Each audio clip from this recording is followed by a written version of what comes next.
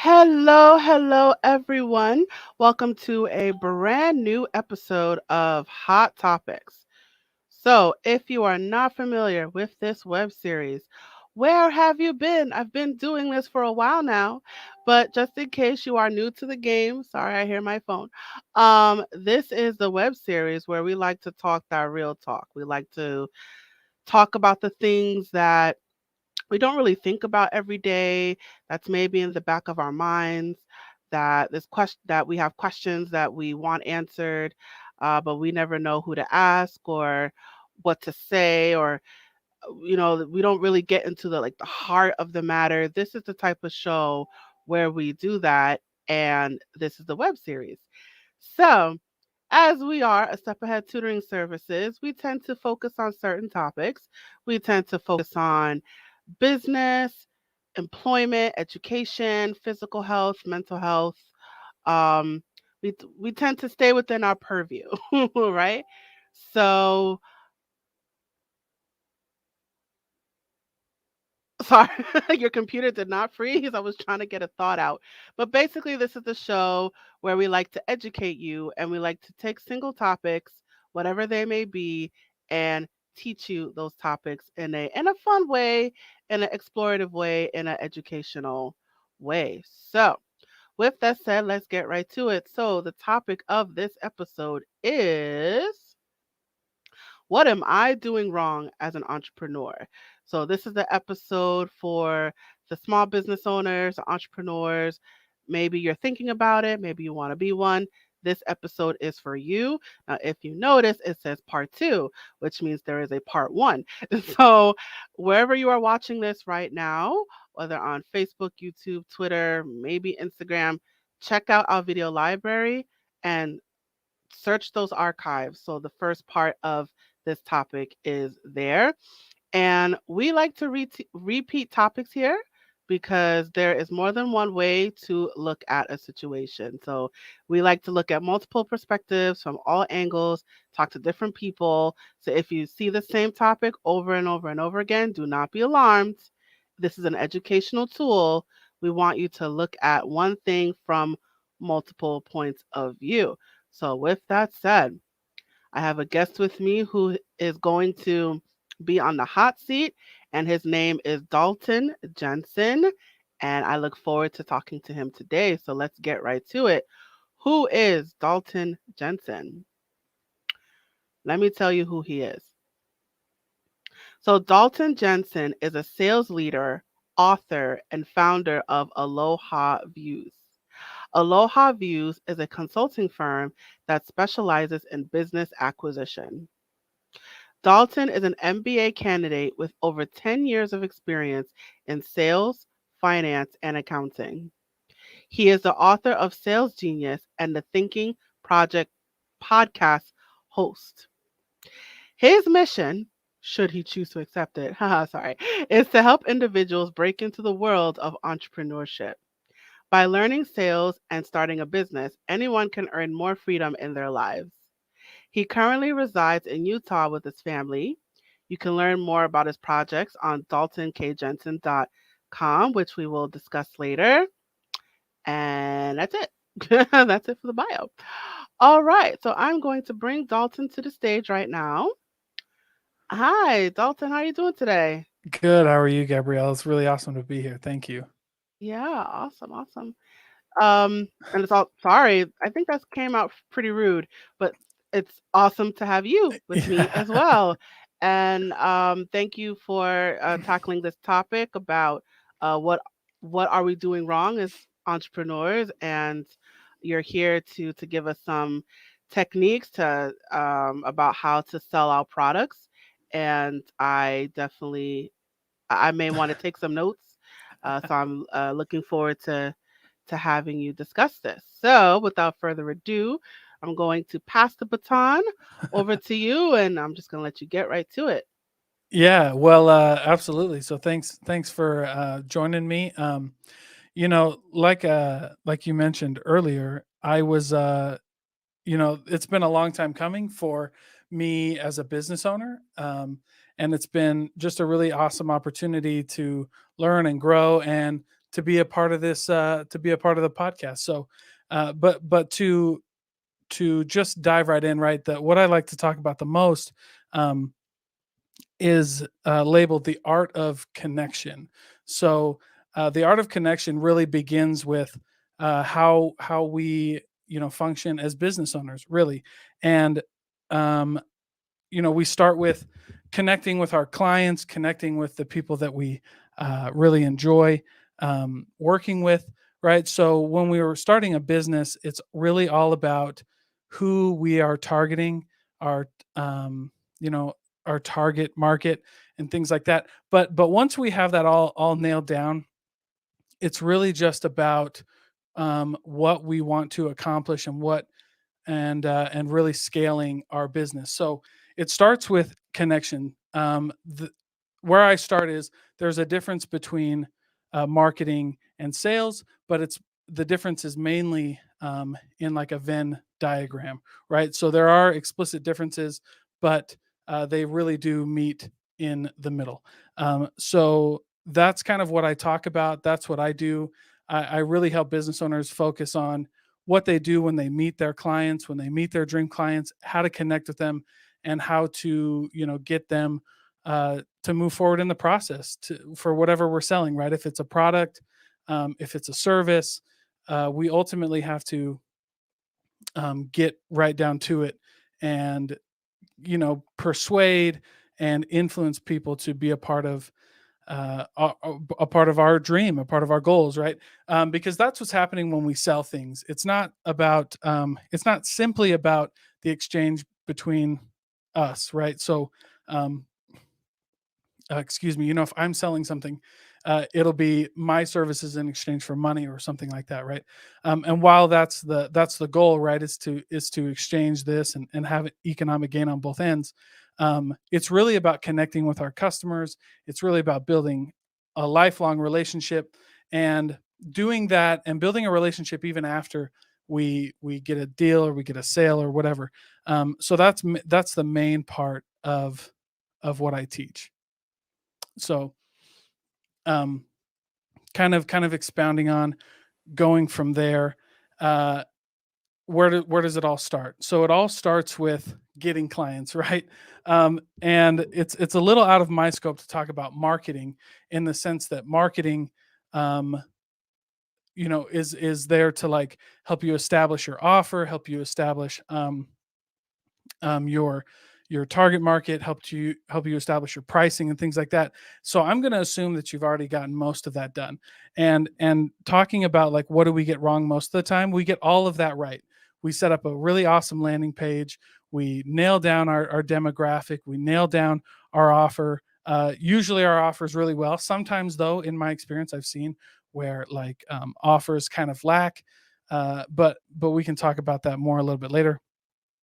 And so once we get past the offer, we have all of that nailed down. It's beautiful. Our branding is beautiful. We spent tens of thousands of dollars to do this, and then we put it up online. We start promoting it, and nothing happens, right? And so a lot of business owners get really discouraged when that happens.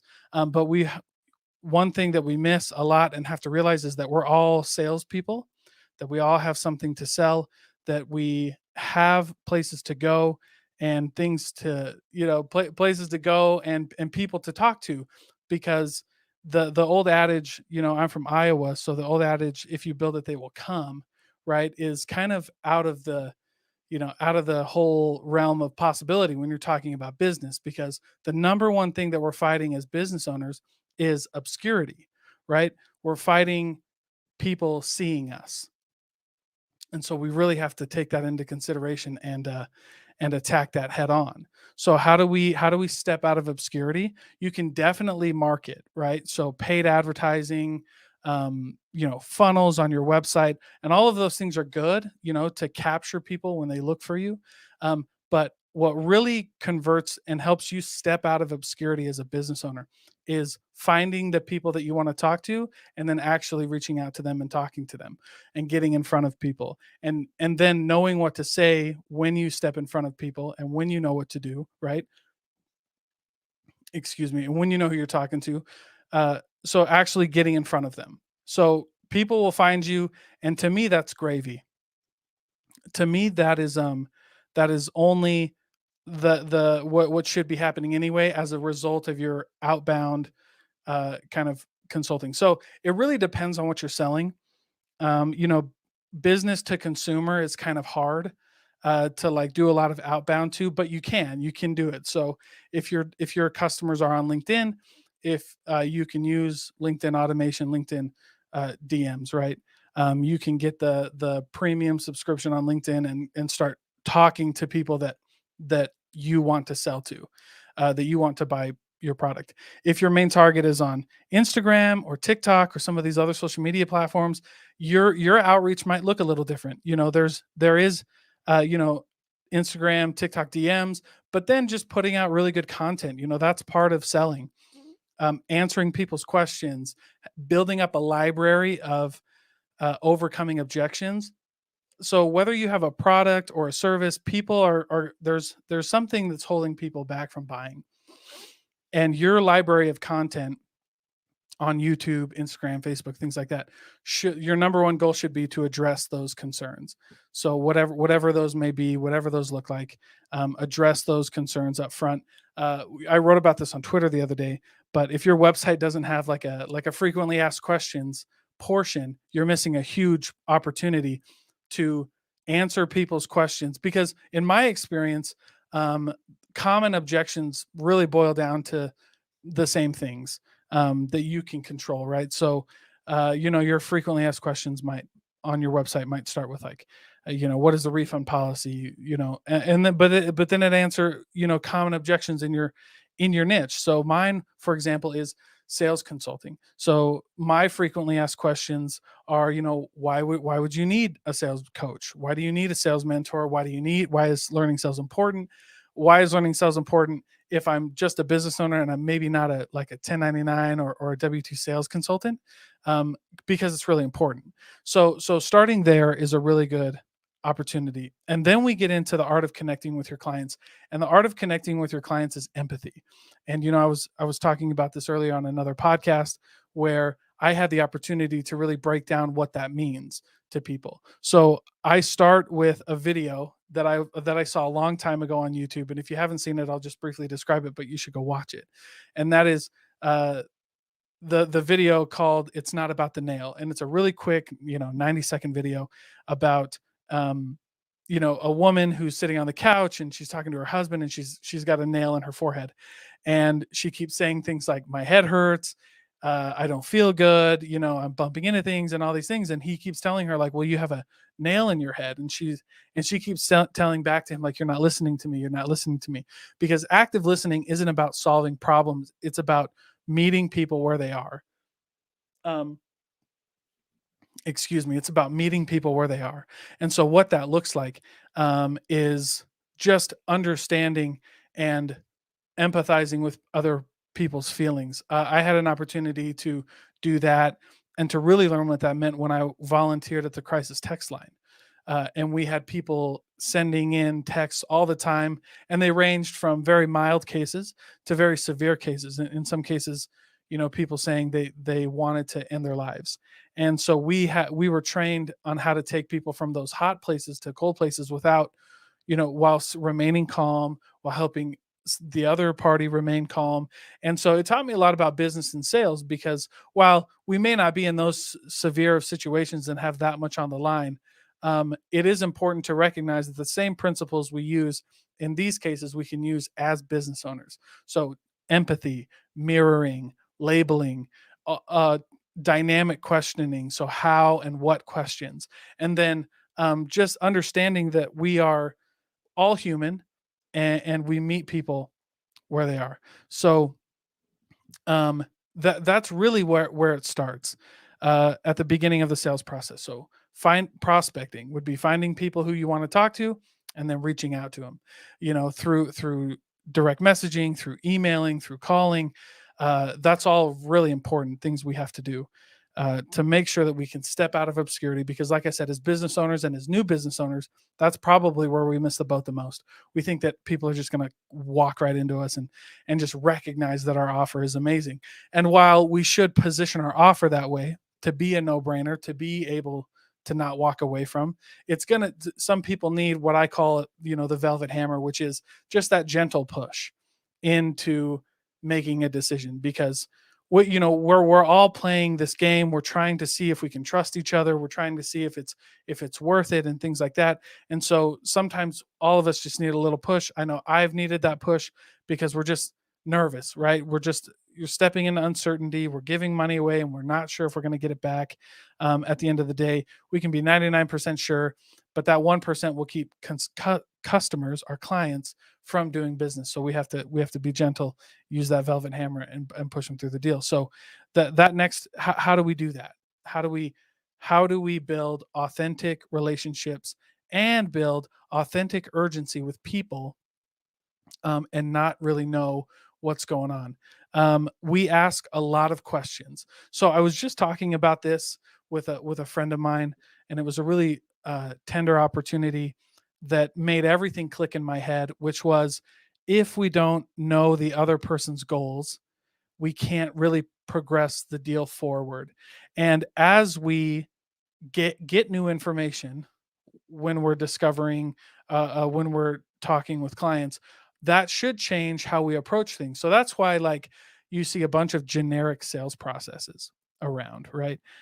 Because sales is very nuanced. So there's really five main steps. There's prospecting, which is finding who you're going to talk to. uh, Qualifying, so making sure that they actually qualify to buy what you're selling. A demo or some kind of presentation where we showcase our offer, and show them how it works. The negotiation phase, which can be long or can be short depending on what we're selling. And then and then the wrap up and follow up. So I call it wrap up and follow up.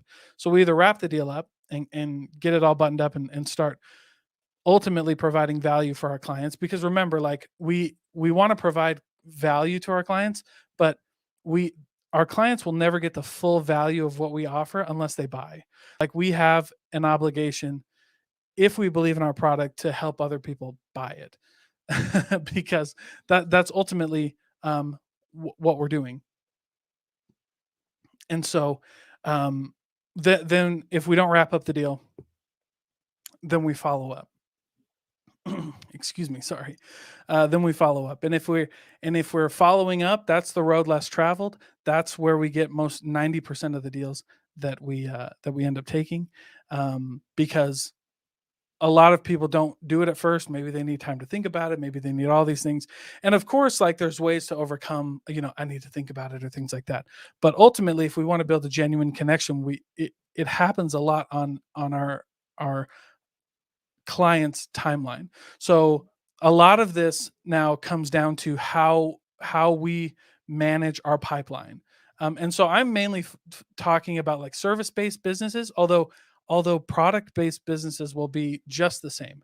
So if you're selling, like, apparel or things like that, you're the first time a customer sees your product, they might not buy. So instead of having everything riding on those one or two clients hoping they'll buy, we need to make sure, even as a product business, but especially as a service business, how we can keep people coming to us and coming into us. So that's probably the biggest thing, because they're not going to buy the first time. So we need to make sure we have good nurturing campaigns, good follow up, and then good prospecting efforts and good lead generation efforts. So all of that kind of comes into play. So we've talked a little bit about prospecting, where that comes into play. Then we move into qualifying. So what does that really look like? And that is asking, like, dynamic questions. And this would be specifically for a service business. So if you're listening out there and you have a service, so mine would be like, I sell a course and I sell sales coaching, and then I also help people work through business offers and things like that. So I offer a service. So I want to know a few things if I'm going to take somebody on as a client, specifically for my, like, coaching business, right? And that would be, the first thing is why they're looking for it, right? We need to establish what somebody's goals are, because it's really hard to move somebody through the sales process if we don't know their goals, and we don't know what's motivating them, and we don't know what makes them tick. because we can find out a lot in that first question, which sounds like, what motivated you to take the meeting? I'm curious what made you think that my solution would be a good solution for you. How'd you hear about us? All these kinds of questions will give us a really good idea of who we're dealing with and if they're going to be able to work with us, right? Because that's the thing. That's the other thing is like, this qualifying step is a step because not everybody is going to be a good fit for our product, and that's okay. And I think as soon as you realize that that is true, that some people aren't going to work for your product, that's when you start to really scale your business. So I start with why, and I start with establishing their goals. The second question I will ask or I'll establish is their budget. So, for example, my sales coaching, if I'm in with somebody, I would say the best way to establish budget is just to tell them what your pricing is. I always give a range, but we're in 2022 where we can't really play games with people anymore about pricing. So I always say, my coaching ranges from $500 to $3,500. If you like what you hear throughout this conversation, does that work within your budget? Does that fall within your budget? And they either tell me yes or no. And then obviously we go into how do we handle yes or no. But right now, it's not super important that we handle that. It's more important that we get an answer. So if they say no, I would say something like, okay, that's totally reasonable. Let me ask you. And then I would move on to the next question, which might be why they're looking to buy. I'll go back and try to figure out what is motivating them. So we've got goals, we've got the budget. We're going to ask for some kind of decision makers. So who else would be involved in this decision? Because sometimes, I've had instances where people want to take my course or the program, but they're not the ones writing the check, even though it's for them. So there's decision makers involved. There's people who need to be involved with this that go there, right? The next one would be timeline. So how soon are they looking to make a purchase? How soon do they want to get this done? That's really important to know up front. And then who are we comparing to, right? So I want to know, like, have you looked other places for this service? What have you found? What have you liked? What have you not liked?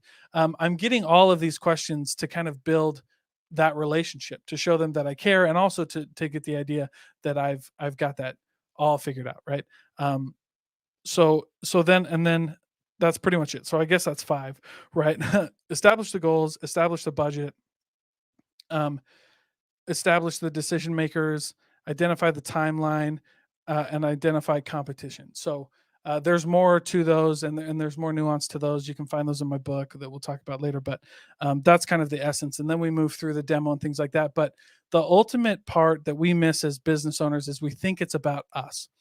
And to finish off this whole kind of topic, and I know I'm kind of running, kind of early if you're listening to this, Gabrielle, but the whole point of this, the art of connecting with your clients, is it's not about you. And that's why I focus on empathetic selling. So that's kind of my offer to the world, is I teach people how to connect with their clients through empathetic selling, because empathy is meeting somebody where they're at and understanding their feelings. And once we understand their feelings and understand their goals, and they feel comfortable with us, that's where we can shine the most.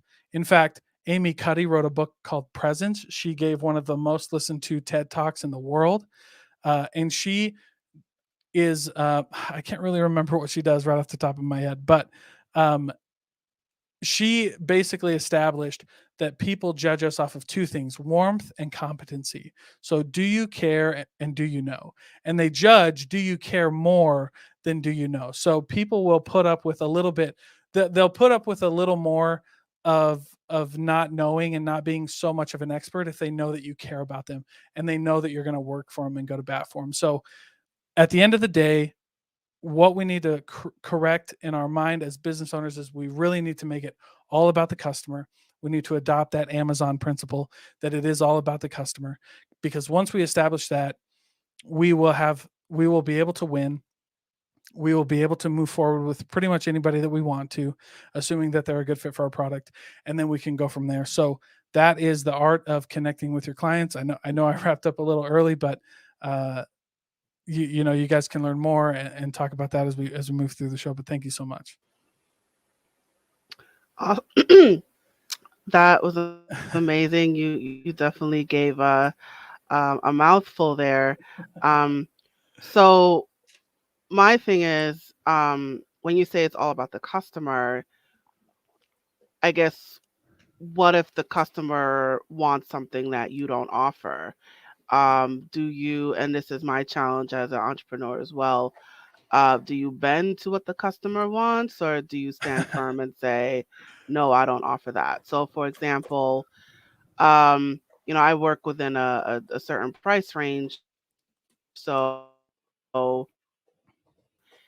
I get this a lot. Like, if the customer feels it's too high, they may say, "Oh, can you go lower than that? That's too high. That's too expensive."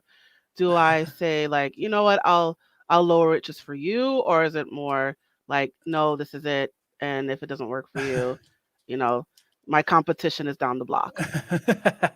Yeah, that's a great question. So essentially, what you're asking is how do you handle like price objections? So, in that case, and I think the question before that was a really awesome one to ask, and that is like, where do boundaries come into play? And that's why I tell people to lead with empathy, because empathy allows us to um, set good boundaries. Like it allows us to set those boundaries that we really don't cross. So whenever I talk about negotiation, I really leave it up to the business owner, because I'll never tell you what to sell your product for.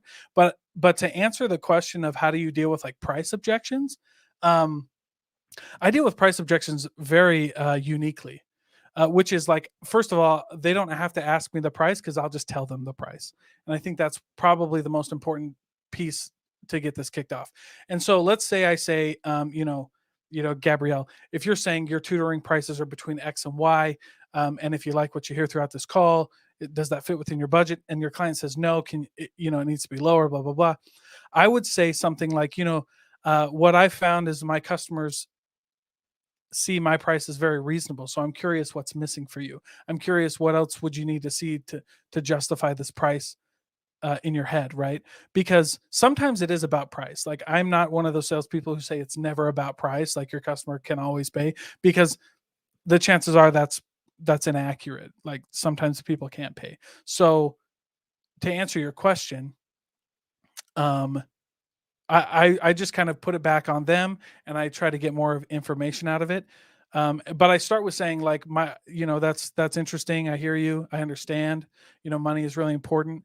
During my research, my customers feel that this is a pretty fair price range. So I'm curious what's missing for you, and that opens the door up and allows us to have more of a conversation to figure out what they would need to see, because some maybe this happens early in the conversation and they haven't heard our whole pitch, and they say I need X, Y, and Z, and we actually offer that. So once we have that conversation and once we open that door, then we can find out what they really value. So you're saying to figure out why something doesn't work for them, and get to the bottom of that. Yeah, exactly. So I try to stay away from why questions though, because in our culture and most cultures, why is like a pretty aggressive way to get more information, and that can kind of lead to some confrontation that we don't want to confront right now. So, but yes, essentially, I want to open up the dialogue more and figure out what's missing in this whole process for sure. So you don't like why questions. So what would you Yeah. ask instead? So I would ask what and how questions. So if somebody said, the price is too high, I can't afford that, I would obviously lead with empathy. I would lead with though that I call it a pace, which is like an emotional deposit. So I would say something like, "Hey, I totally understand. Money's important for everybody." Um, and then I would say other customers feel like this is very fair, and we've tried really hard to be aggressive with our pricing. And then I would say, "What am I missing?" So I'm curious, Gabrielle, what's missing in your mind? What what else are you looking for? And I would open up the door there. And they might, and there's a few ways they could go, and that's kind of just where are we going with that? Or I would do that, or I would say something like, I totally understand. I know that money's really important. Um, let me ask you really fast, and then I would go into like another maybe probing question of, hey, I'm curious, you mentioned that some of your tutoring goals were X, Y, and Z. Um, and I know money's important. And then I would ask maybe something like, so what are other alternatives are you looking at? I might jump into right into the competition because some people get into their competition, and the competition might be more expensive than me, or they might be missing something, right? Because one of my favorite quotes in sales is, excuse me, where there is no difference, there can be no preference. Right. So I really try to focus on how I can establish that I'm different and that I'm more unique. Hmm. So, in order to establish um, my unique characteristics and what makes me different, I would have to identify what makes me unique and what makes me different. Yeah. What makes you unique? What makes you different? But also, and it's not so much what makes us different, because think about when you go to the store and we look at water, right? Like, I'm sure if I bought the most expensive Voss water and and the cheapest generic water, and I put them in a cup in front of you, we probably wouldn't be able to tell the difference. So, what does that mean for us? That means that we don't need to necessarily be different from our competition, but we need to figure out the differences in our customers' head. So, what problem are they trying to solve? What gap are they trying to fill? What what are they trying to accomplish, right? So the difference can be sometimes simply, what are their goals, like, because their goals might not align with someone else, they might align with me, and then if I can figure out what their goals are and how to justify this, then I can really figure it out. So, now my question to you is is the goal to be, when you're interacting with the customer, is the goal to be better than the competition or to prove that the competition is worse than you? Right. Yeah, that's a Wait, I think I asked that wrong. Um, yeah, are you trying to, are you, to the customer, are you trying to prove to the customer that you are better than the competition and therefore they should choose you? Or are you trying to say that um, the competition, you'll be worse with the wait, I think I'm getting it I know backwards. I You understand what I'm yeah. like? Yeah, I Yeah, understand what you're sorry. saying. I understand what you're saying. So yeah, I can definitely tackle that. We're not so if I'm ever in a conversation and somebody brings up competition to me, first of all, I ask that question up front because I want to know. Second of all, I never bash competition, and I don't recommend anybody does that. When I early way back in the day when I sold cars, um and I sold Honda, and somebody was comparing to a Toyota, I would just say, "Wow, it sounds like you got a really hard choice ahead of you.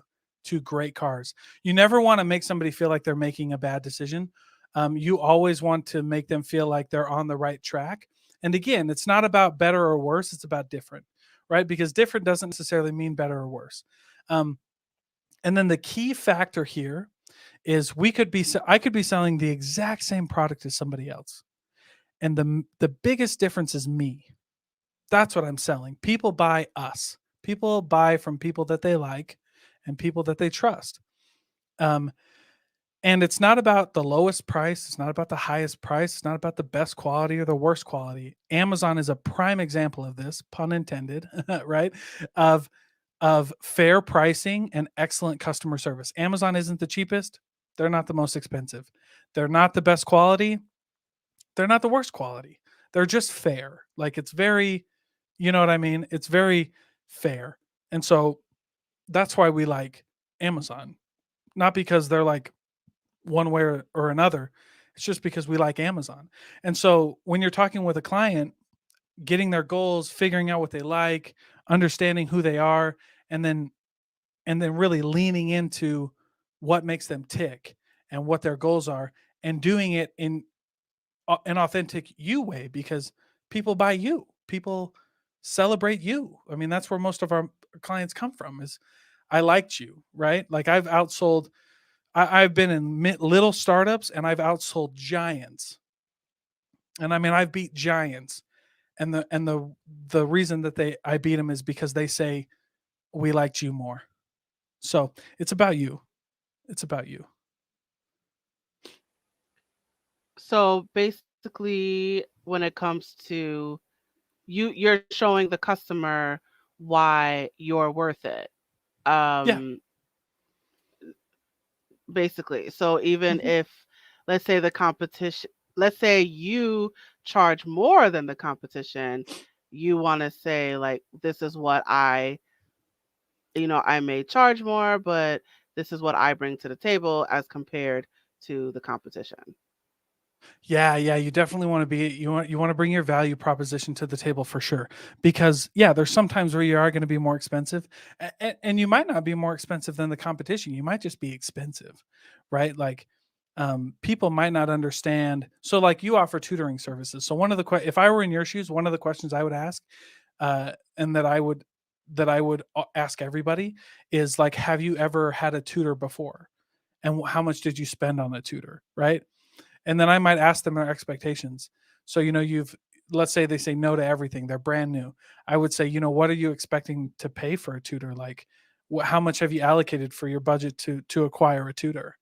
Because then we can educate customers. Because that's another thing that's really important is the teaching process. Because we do need to educate our clients on why they should pick us and maybe just tutoring in general. Like when I sold digital marketing, like some people didn't know what SEO was. And so we really had to educate people on SEO. And I loved that opportunity because that meant that I got to tell them a story about how that could help them. And they first heard it from me. And I made it uniquely mine and I catered it to their needs. And it was funny and we laughed and we ended up getting the deal because they thought at first SEO was too expensive, but then I educated them on the process of it. And then it sounded like the cheapest thing in the world, right?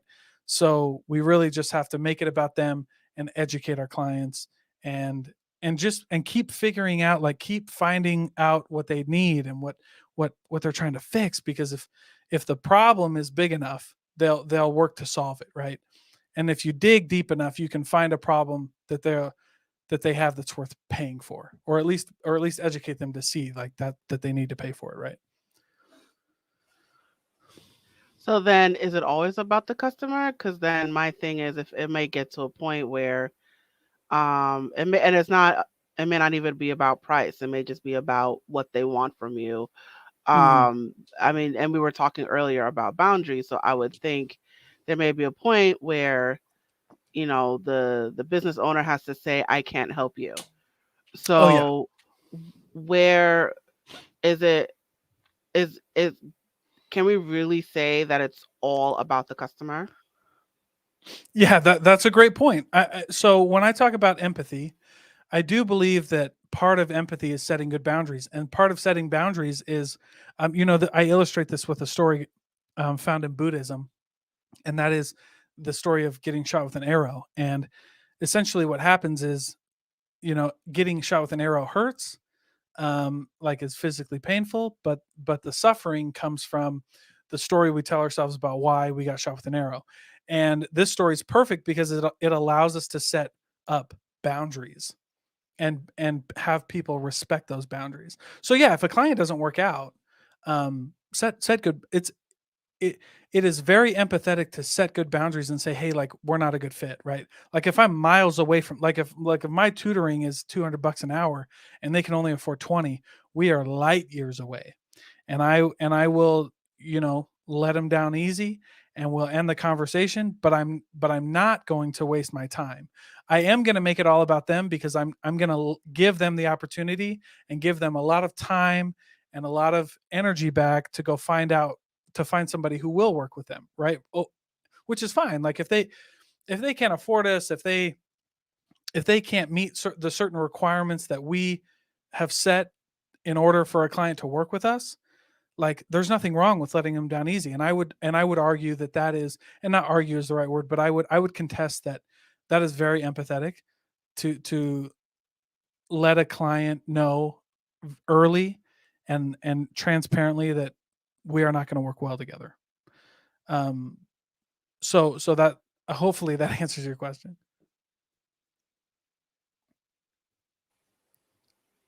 Yes, yes, absolutely. Thank you so much for that.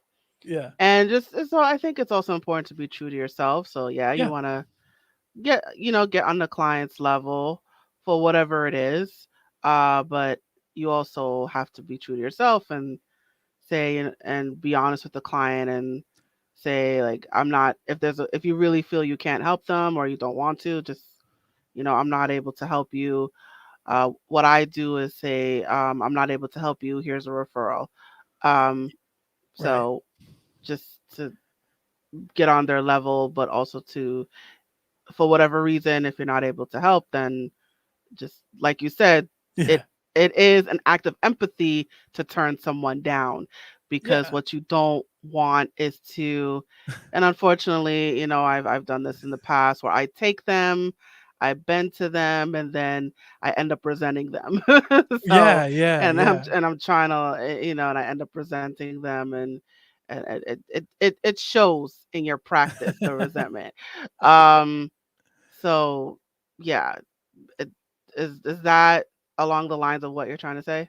Oh, absolutely. Yeah, absolutely. I think that people just, as business owners, it's okay not to take every deal. Like there are some deals that we shouldn't be involved with. Um, if we're going to resent the client, if it's not worth the time, but then just, giving a referral or, and just being real with people, like people appreciate that, and if they don't, then, there's things we can't control. I believe that the philosophy of sales is more important than the psychology of sales. And the philosophy teaches us that we don't focus on things that are outside of our control. So we let people down easy. We're very empathetic. We do what we can, and then we move on. And if they like it, sweet. If not, we can't really dwell on that. So it's very important for us to. But that's why I say focus on the philosophy of sales over the psychology of sales. Now, listen, don't get me wrong. Like I know the psychology of sales. I love it. I study it all the time, but the psychology of sales helps acquire deals.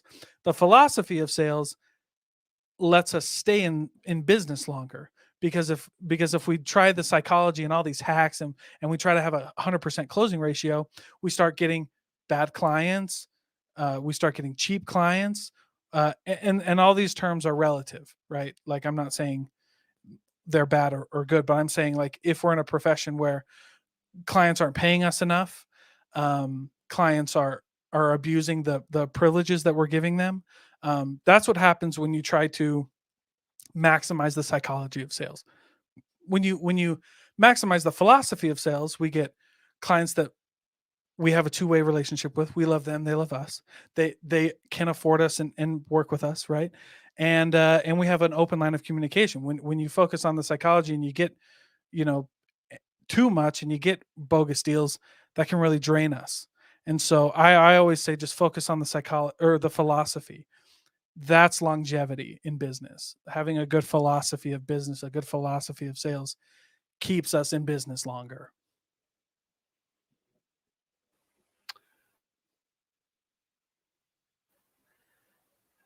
Yes. All right, awesome. All right, so time is going. So do you have any final words of wisdom that you'd like to share? Any Yeah. any advice that you'd like to impart on our viewers? Yeah, just remember empathy. Like it's a buzzword now. There's a lot of cool places you can learn about it. Um, but the more that we practice empathy with ourselves, with the people that we are around, um, and that includes listening. And one of my favorite quotes for sales is listen with the intent to understand, not the intent to respond. And when you understand that it's not about you, we when we understand that people aren't a means to an end, they're an end, right? That's when our business changes. And that doesn't mean that we bend and cater to every whim and as the Bible says, like we're not tossed to and fro with every wind. We're very firm, we're very gentle, we're very temperate, but we keep going. And that would be my final word of wisdom, is just seek to find empathy, or seek to lead with empathy in your life in every case, and treat people as an end, not a means to an end, and you'll be successful. End of story, period. Like, money will flow to you if you can be empathetic and treat people the way they are supposed to be treated. Fabulous, fabulous advice. Thank you so much for that. Whoa. All right, so let me get up your banner. So, you guys, Dalton is all over social media. You can follow him on all those handles there that you see at the bottom of your screen. If you want to learn more about his coaching services, you can go to his website, daltonkjensen.com. You can't miss it. His name is the website, right? And he also has a podcast on Spotify. It is called The Thinking Project. So if you have Spotify, type the name, look it up. The address was too long, so y'all could search for it. So go to Spotify. It's called The Thinking Project and look for that podcast. So definitely check him out and follow him and support him. And I want to make sure we get this as well. You have a book called Sales Genius. Tell us about your book. Let me share. I'm just going to pull up the picture of the book. I'm going to share my screen right here. So as I do that, there it is. Oh, Oh, that yep. looks really big. Can we Oh, shrink yeah. that? There we Okay. go. Yeah. Okay. So tell Yeah. us about your book. Sales Genius. The names in the title. I mean, so I wrote the book as a reference guide for people to become sales geniuses, because marketing can only take you so far. When we're a small business, we can't afford, a lot of us can't afford the $1,000, $2,000, $3,000 a month marketing. So we got to figure out how to do it ourselves, and that's why I wrote the book, so that you could hone in on your skills and not have to worry about where your next sale is going to come from because of marketing, that you can go out and get it yourself. So yeah, it's absolutely wonderful. It came from years of experiences, tens of millions of dollars generated in revenue, hundreds of thousands earned in commissions. Um, all of it boiled down into one really affordable book. So it's great. And where can people buy the book? Yeah, so it's on Gumroad, but if you go to my website, daltonkjensen.com, um, there's a join the mastermind, and then right on that landing page is buy the book. So yep, you can go right there and get it. It's a PDF, so it'll go right to your email as a PDF, and you can start reading. Oh, it's a downloadable book. Do you have Yep. it on paperback? Not yet. Working on that with my graphic designer right now. Amazon has some Amazon has some picky dimensions, so we're working on it. All right, awesome. Thank you. All right, and you heard it there. So definitely go get his book and go check him out on all his social media. Thank you. All right, so Dalton, thank you so much for joining me today. I appreciate you being here. Yes, absolutely. This was really fun. I really appreciate it. Thank you so much for having me. Yeah, no problem. All right, I'm going to place you backstage now. And let me put up my banner. Where's my banner? There you are. Okay. And you guys, it's just you and I. And that concludes our episode. Thank you so much for joining us today. So we are wherever you are watching this episode right now, whether it is Facebook, Twitter, what's the other one? YouTube, Instagram, wherever you are watching this episode, please follow us. So, whatever the button is, press it. Press that button. Press it right now. So, definitely follow us on social media and check out our social media for more videos and clips. And once again, don't forget to follow us wherever you are. And while you're at it, leave a comment below and let us know what you thought about this episode by leaving a comment below. Sorry, I'm getting my words jumbled today. Wherever wherever you are watching this right now, let us know what you thought about this episode by leaving a comment in the comment section below or in the comment thread. And as a reminder, this web series is a production of A Step Ahead Tutoring Services. So if you would like to learn more about our company, check us out online. Our website is scrolling below. You can also sign up for our email list and texting list if you want to stay in touch with us, you want to know more about what's going on, definitely sign up for our email list and texting list. The links to those are scrolling below as well. And before we officially close, I'm going to share this one last message. Hey there, have you heard of us? We're a small team of tutors here at A Step Ahead Tutoring Services. We believe that education and information should be accessible to everyone, regardless of income, race, or creed. We're dedicated to making this happen, but we need your help. Please consider making a donation to our company. No amount is too small. Your donation will allow us tutors to remain employed, offer free and low-cost services, put on productions like this web series, and reach out to families nationwide. With your help, we can tackle the academic challenges of our students and the emotional, mental, and behavioral changes that result from these challenges. As a bonus, we can improve our communities in the process.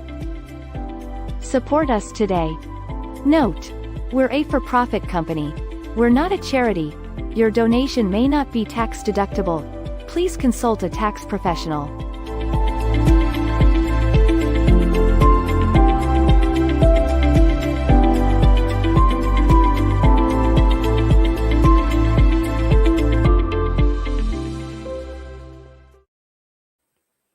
And that is it for the episode. Thank you so much for joining us today. And I look forward to seeing you at the next episode. Thank you again. And now, signing off.